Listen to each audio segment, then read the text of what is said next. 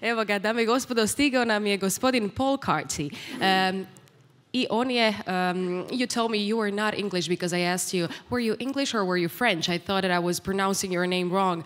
Paul Carty. No, he said, I'm Irish. Dame i gospodo, evo nam ga. Dakle, Paul Carty. Uživajte u predavanju.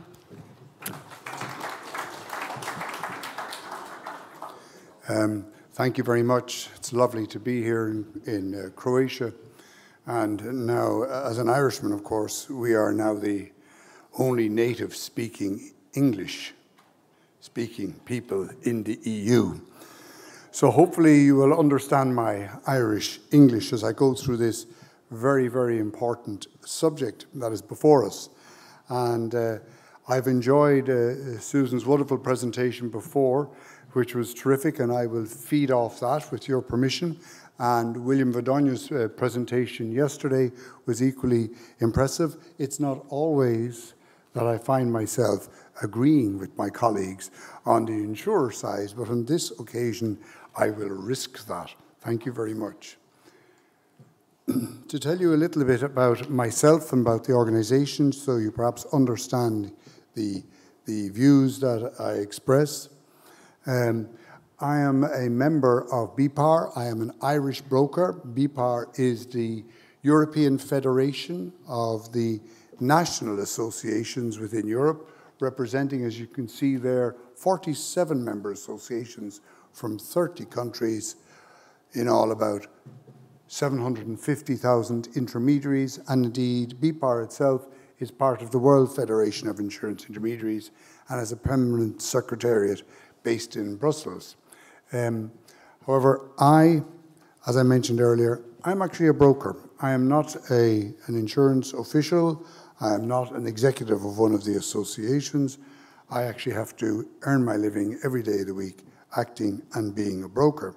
However, I have a fair bit of experience in European affairs, having been involved for jeepers so long I'm almost afraid to mention it, over 30 years. So I can remember many of these discussions that were held over the years. For my purposes of speaking to you today, I'm focusing on the retail investment strategy, which has just been highlighted there by Suzanne. She's given you great detail there. Beneath the chairs, you will see there that this is part of a package that is expected at the end of May. We are likely to see it in two forms. We're probably likely to see it in an omnibus directive, as was explained previously, or indeed a regulation. The EU regulation is likely to affect the PRIPS. That would be directly applicable, and the EU directive would have to be transposed into law by the individual member states. But that's what we expect to see. However, it's important to put all of this into context. And the context is CMU, Capital Markets Union. That's the overriding drive of this particular commission. This was introduced in 2020. The commission, as you know, is going to change in 2024. You've heard about that, so it's coming to the end of its term. But its primary flagship project is Capital Markets Union. RIS, or the Retail Investment Strategy, forms one part of that. You've got sustainability, you've got the digital agenda as well, but the key focus is the achievement of Capital Markets Union, and it will have a clear impact on all of those directives and many more that you see named at the bottom of that slide. And we as Europeans, as you know, the purpose of developing a Capital Markets Union, the Commission frequently looks to the size of the capital markets in the United States and bemoans the fact that we don't have the same level of capital available for investment throughout the Union we have here on this side of the Atlantic. And in that endeavour, they are correct. So they're trying to address that. As part of the Capital Markets Union, then, we have the CMU Action Plan. The CMU Action Plan, as far as an intermediary is concerned, again, it's an intermediary's perspective I'm giving you today, there are 16 measures which will impact insurance intermediaries, cascading down. I've only named a few of them there, so you get a feel for what is actually involved. So we are looking at, quite frankly, as was described by William yesterday, a tsunami of legislative change that is going to be ongoing over the next few years, and it's quite frankly very hard to keep pace with all of it. And driving that, we have a charming woman, an Irish commissioner, who is, of course, responsible for the Capital Markets Union, and within that, the Retail Investment Strategy. And we know the Commissioner well. We have met her frequently. You see, I'm quoting a speech that she made there last autumn, where just the line I've underlined there, she's looking to promote greater participation so that consumers are able to save more efficiently for their retirement and indeed to employ their capital more productively. That is the process she announced throughout her term as Commissioner. But the approach she was adopting, and I'm using her words, was an approach of evolution rather than revolution, which we felt in the context of our market to be a sensible approach. But then something changed. Something changed. It was last autumn. We're not sure what caused the change, but internally in the Commission, obviously they had completed their impact assessment. They were also looking at the MiFID II and the MiFIR revisions and the payment for order flows. There was quite a debate in the Commission at that stage, where the Commission proposed, and it was confirmed by the European Parliament, that a ban on inducements be introduced here. See, all of these financial instruments are related, so we're getting a lot of horizontal influence across the space. But of course, this was not adopted in plenary, but the subject was raised. Then we had the value for money concept again, which you've heard about this morning and indeed yesterday, introduced by EIOPA, which seems sensible. And of course, we have the Kantar report, which was published on disclosure, inducements, suitability, and quite frankly, has been misquoted. I think the report itself has been undermined. I'm not sure it's that respected anymore, but the Commissioner used some of the percentages in it in some of her public statements. I remember her saying at one stage that if the Commission was to be reduced, or the Commission was responsible for a 35% additional cost in terms of the distribution, which was subsequently, of course, corrected on both the Kantar side and indeed on the Commission side, as being 24%. But that itself is under question. So I'm afraid the whole Kantar report, which has been very influential, has been repeatedly quoted, is quite frankly discredited, I believe, at this stage. But the Commissioner, in deciding to take a more aggressive approach, she indicated towards the end of the year, I think it was in a letter to Marcus Ferber, the MEP, that they were looking at introducing a ban on commission. So this was the first sight we had seen of, oh, they are moving to actually ban commission, or in the language they use, inducements, which is, I might have had, a word we hate in the English language. We use it for all sorts of other things other than this particular activity. But it was the first time we had seen that the Commissioner and the Commission was moving towards a proposal to ban inducements. And she offered a number of explanations, as you would expect. So I want to focus a little on what's the rationale, why the change.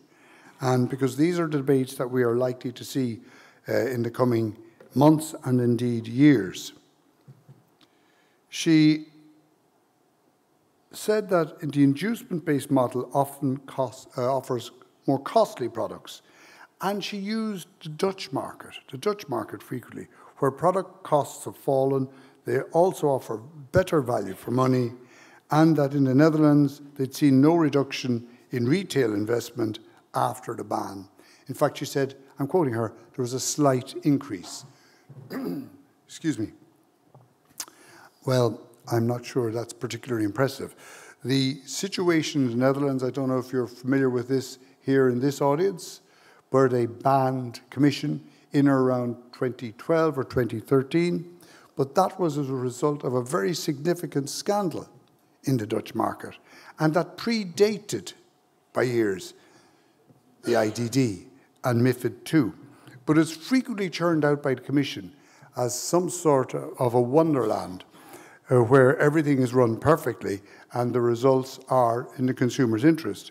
And of course, that we would completely disagree with. And I had occasion to look up something over the last few weeks. It was actually Eurostat data for the years 2014 to the year 2020. And it related to household investments in equities and in group bonds. And it said that the Dutch household investment averaged 5.1%. Interestingly, the German was 24%, and the Belgian was higher again. It was 41%, where commissions prevail. So I'm afraid the nirvana that is represented as the Netherlands is open to challenge and open to question. She has emphasized, of course, during her various presentations that transparency alone does not work. And we're inclined to accept that. But that's her excuse for taking matters further. And she believes there's need for access to financial advice, but says that biased advice doesn't serve consumers either. She went on to state the obvious, that this is divisive, there are arguments on both sides, but she wanted to grasp the nettle. This is a highly charged political atmosphere. It's not just all about rational arguments. In some respects, I would suggest some of this is about posturing, and we're having ongoing discussions all the time with the Commissioner. She's saying there's a need to remove the obstacles that stop people investing in capital markets, but also makes, for instance, making most of their money. But they don't necessarily explain what those obstacles are. And of course, the latest twist in this development is, as Suzanne was referring to earlier, was the speech delivered in Stockholm only last Thursday or Friday, where she indicated that there will not be a ban on inducements, as she describes it. And I had a copy of the speech, and I just wanted to quote a couple of sentences that I think are relevant. She said, "Here in the European Union, we need to recognize that without retail investors, there will be no capital markets union." I think that is a statement of the blindingly obvious. But what we don't see is how we are going to persuade retail investors to participate in capital markets union. Who will actually do it? And then I felt particularly annoyed at one particular statement she made. And I'm quoting exactly. "Research shows that retail investors are often advised to buy more expensive products, and are products that are not always suited for their needs." Research shows. What research? And if it shows that, have I missed something? I thought under MiFID, I thought under IDD, that we had quite significant legislation in relation to suitability and appropriateness. Where is the supervision if this is the case? So I'm afraid that colours our view as to what the approach should be to create a successful retail investment strategy. Again, here, you know this. Intermediaries are remunerated for their services via fee or commission. We in BIPAR, and as an intermediary, we are agnostic. We don't mind whether it is a fee or a commission, or a combination of both. We're happy to discuss that with our clients. And that system, as you know, is highly regulated and utterly transparent. The next point we have in all of this, it's too early to evaluate the positive impacts of MiFID II and the IDD IBIPS rules on the advice that consumers are being provided. So we're not convinced, in fact we are entirely sure that a ban is not in the consumer interest. There's been no proven market failure, unlike in the Netherlands, before MiFID II, before IDD, some time ago, that requires an overall ban on commission. And of course, all of our markets are different. We are a union of 27 different markets, and each market has its own particular specificities. And then another thing that actually irks us a little is that the right to ban commission by an individual member state exists already in the IDD and under MiFID II. By banning commission, the actual European Commission would be restricting the freedom of member states to exercise the choice they currently have. They don't need the Commission to give them the power to ban commission. They may do so under the current legislative arrangements.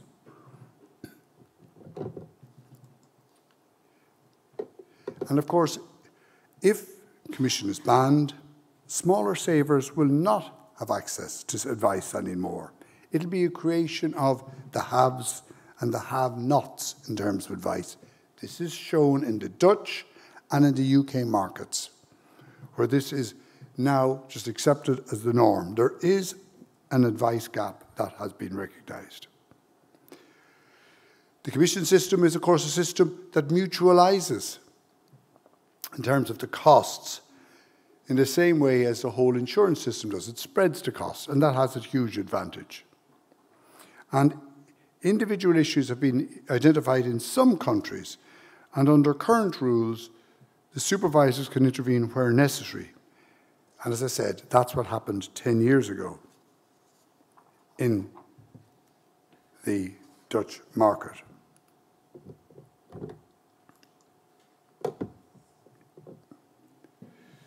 So what is the solution?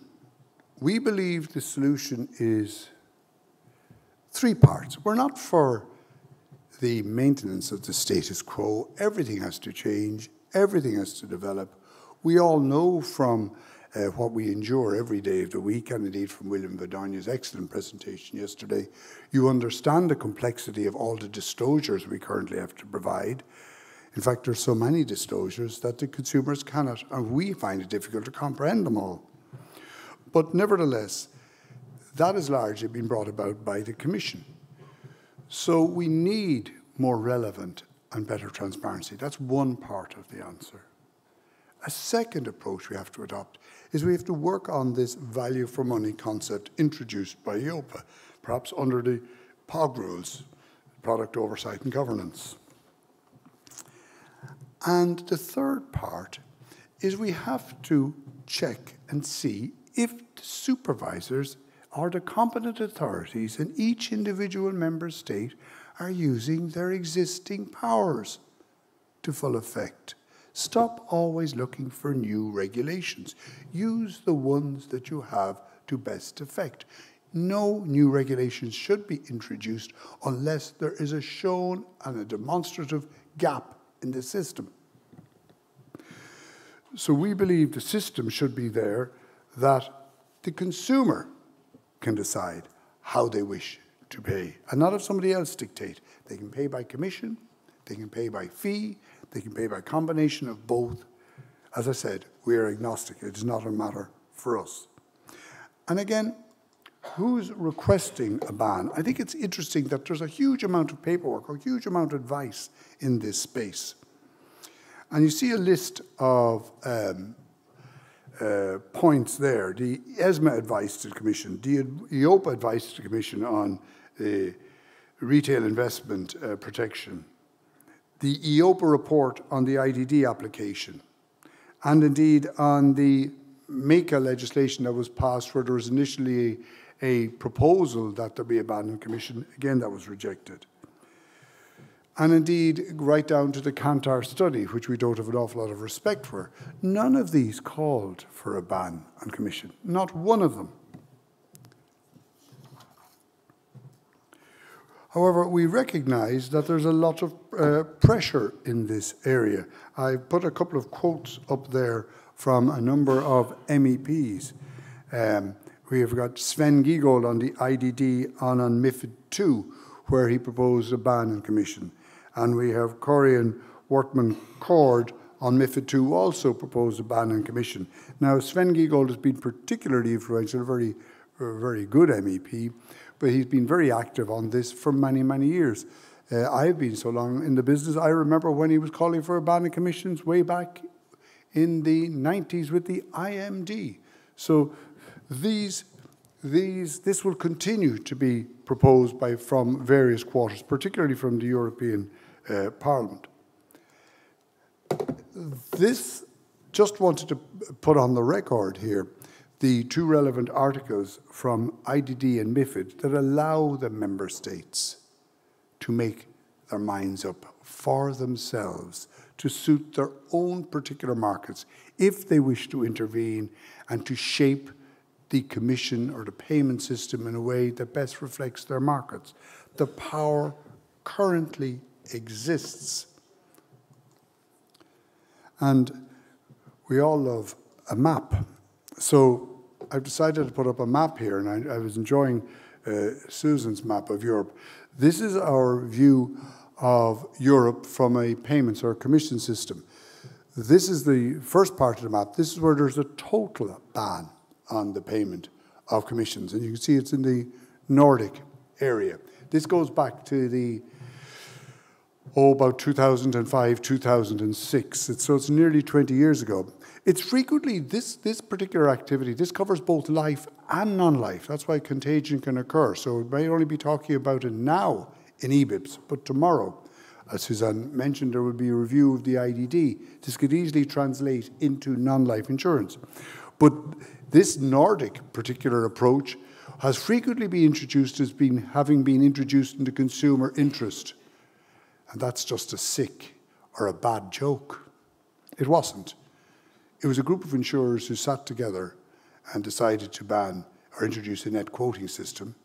They ran into a few problems with competition law, and then the individual governments introduced a law banning commission. That's the sequence of events. The consumer was never considered in this piece. So that goes back to the 2006, 2007, and indeed the Euro Commission had a problem with that approach at the time. But that's the net quoting in that area. The next part, we have the areas where we have a ban on commission for IBIPs only, and we add the UK, sadly no longer part of the EU, and the Netherlands, which I've referred to earlier. And the next part then, in the orange, you will see my own country there. This is where there's a limitation on remuneration. Now, in Ireland, for instance, they have MiFIDized, that's a word we use. They've MiFIDized the remuneration for EBIPs in Ireland, and they have introduced a ban on commission where independent advice is offered in respect of an EBIP, which you're familiar with in MiFID II. And that has been copied in the other member states you see there. So that is the actual map of Europe in terms of the remuneration policies currently. And then the grey ones that are within the EU, clearly there is no interference whatsoever. But that is the power that the individual member states currently have. And that's constantly changing. Indeed, I noticed Susan's map, which was taking a different approach. She referred to my own country. I think she had it coloured as green as being principally fee. It's both commission and fee, but it's actually mainly commission. But this is the legal position. This is the intervention by the member states.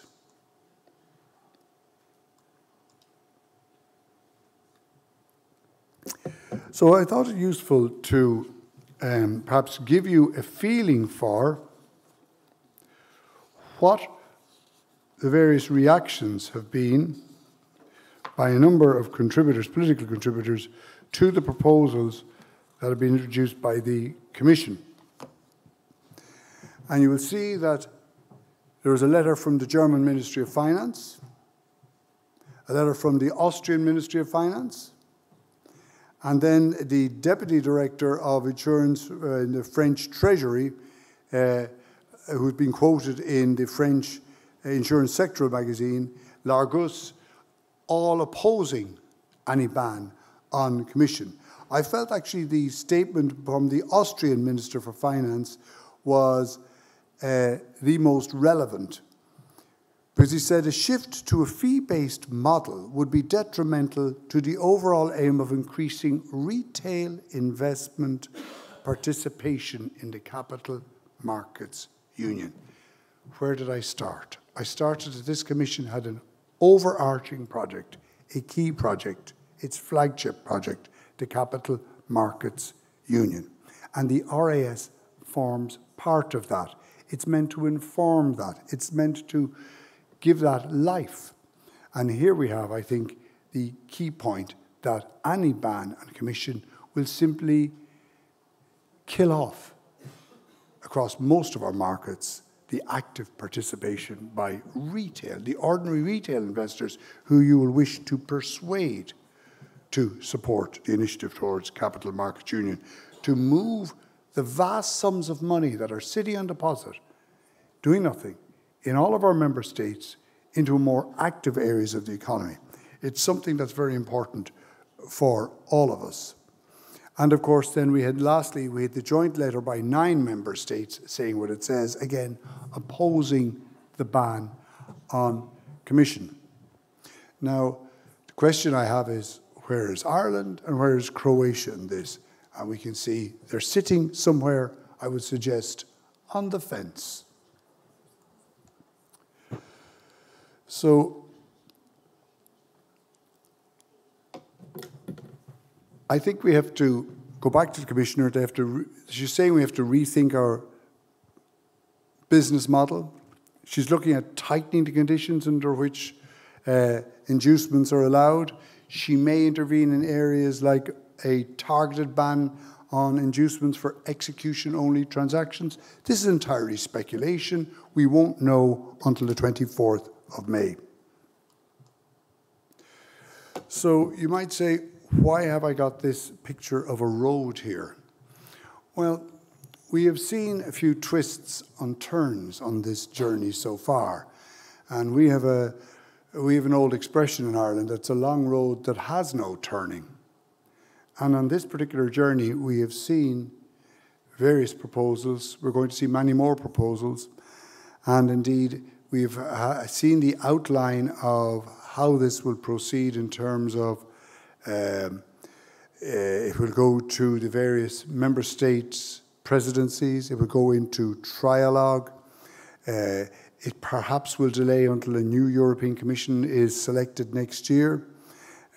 So in all of these phases, there are opportunities for, again, the road to take another twist or another turn.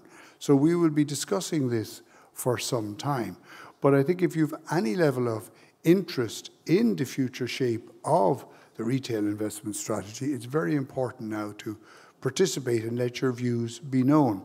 And in that regard, I thought William Vadonia's speech yesterday, where he closed off his remarks by explaining the importance of everybody's active involvement and letting their views be known. I mean, here I'm standing in front of you as a broker. I spent my life in the insurance industry.